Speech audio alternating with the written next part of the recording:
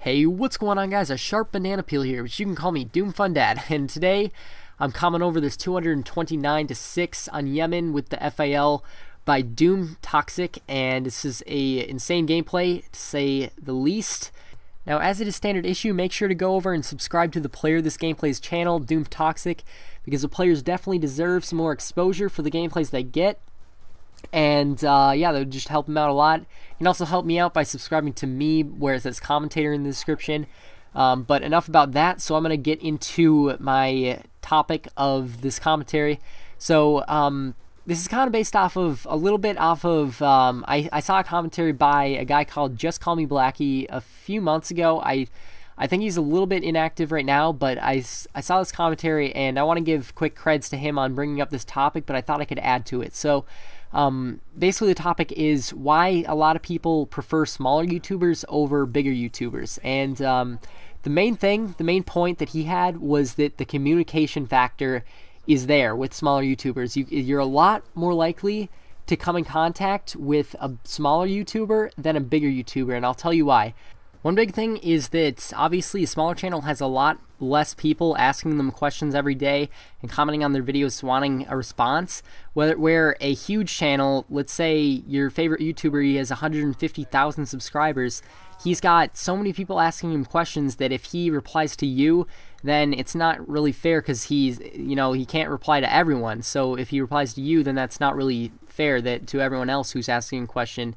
And sometimes people get mad, like, oh, like bigger YouTubers, they don't care about me, they never respond to my comment. Like, you maybe ask them a question, and then they don't respond, and you get super mad.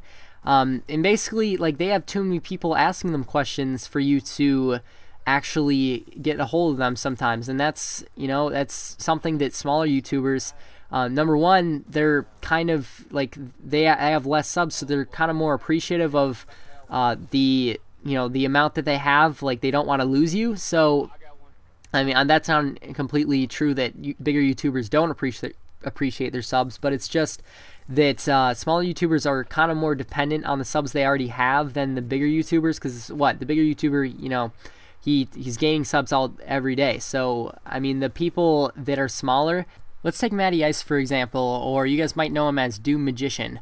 Now, Matt basically responds to every single comment. I've tried to do this before, but Matt is really good at keeping up with that.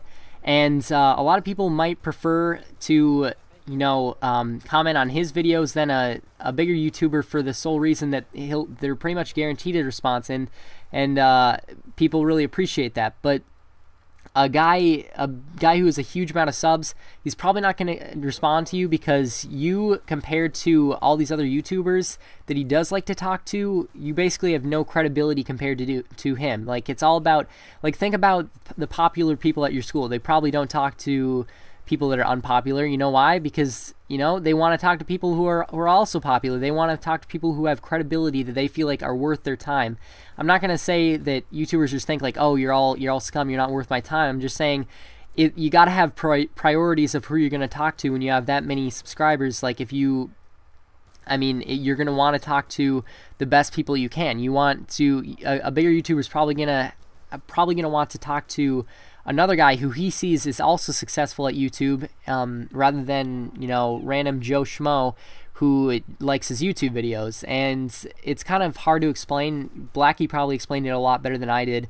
So you can probably find that video on his channel somewhere. But basically, to try and sum this thing up for you guys, if you have credibility and a person who has success sees that you have success too, they're a lot more likely to talk to you, because when they have so many subscribers and so many people that want to talk to them, you kind of got to filter out who you want to talk to, who has the most credibility to talk to, because people with success, generally they want to talk to other people with success because they have credibility. They know that those people know what they're doing, and they're successful as well. So that's, like, you guys can probably figure it out in your brains how it works. I know it's kind of frustrating, like, it's not exactly completely fair, but life isn't fair, and it's not like people with 150,000 subscribers can talk to every single person. That would literally be physically impossible. And basically, like, you don't actually have to be like a YouTuber basically for a bigger YouTuber to talk to you, but like you gotta have some kind of credibility. Like, Let's take Anger Biscuits for instance. He doesn't have a whole ton of subscribers. I don't think he does. I don't think he even does commentaries, but he's friends with a whole ton of YouTubers, and that's because he's friends with he's friends with a few YouTubers, and then all the other YouTubers talk to him too. So I mean, he's not a huge guy in the YouTube he doesn't post a whole ton of videos and get like 1 million views per video, but he has credibility by association with other YouTubers, and a lot of people like to talk to him. I think he's a cool guy, and to be honest, if he was just a random Joe Schmo, I mean, a lot of people wouldn't talk to him if he wasn't associated with all these other guys. And I don't really care who you are. I'll respond to you, but I'm just trying to map out in your heads why so many bigger YouTubers don't respond to all these tweets from random people. It's because they don't have credibility. You can't for a person with a whole ton of subscribers to feel like you're worth their time for a response because they can't respond to everyone. You got to have some kind of credibility so that they know that you're a priority to actually talk to. So that's the best way I can explain it, I guess. I probably didn't do a great job, but know that I'll talk to you guys whenever you want, or I respond to just about every tweet. So I feel like I do a pretty good job. And a lot of smaller YouTubers, I'd say anywhere from 0 to like 15K, usually they're really active with their subscribers, responding to comments. I like to respond to as many as I can. Sometimes I get lazy with it, but I like to give everyone a piece of my time because I appreciate all of my subscribers. And the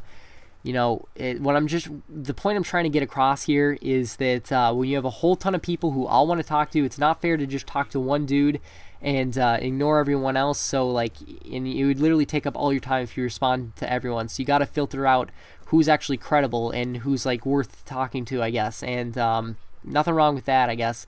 And like I said, I pretty much talk to anyone. So I'm not quite at that status where I can't talk to everyone. I can still pretty much talk to everyone, respond to every comment if I'm feeling like it. I'm not always feeling like it because it does take up a lot of time, but you guys know what I'm talking about. So I hope you guys enjoyed this video. Let me know what you guys thought about the commentary. Let me know what I can do to improve my commentaries. And make sure you like the video, and I'm out.